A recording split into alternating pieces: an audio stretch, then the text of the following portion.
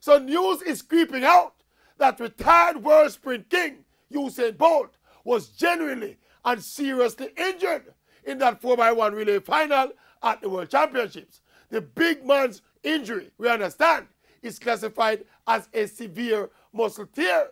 Generally, muscle tears are categorized between grade 1, which is the least serious, and grade 3, which is the most serious. Well, the maverick information is that Bolt's muscle tear is closer to a grade 4 than a grade 3. And this is coming as something of a surprise because of the apparent ease with which Bolt walked off the track looking quite normal. But new information is that this is a serious injury that would require major surgery and treatment if he is to fully recover. So all them people who talk about the man fake and Ray and Tay, who go hide on themselves. Let me show you how serious this injury is.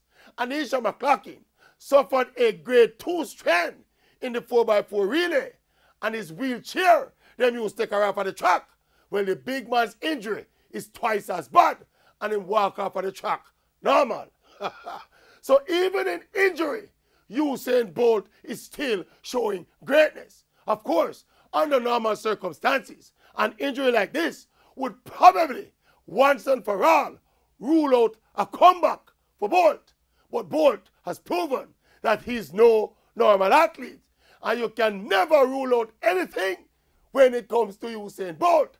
And so, stay tuned to sports commentary when I will give you the circumstances and the timeline for Bolt's still possible comeback. Tomorrow, don't miss it.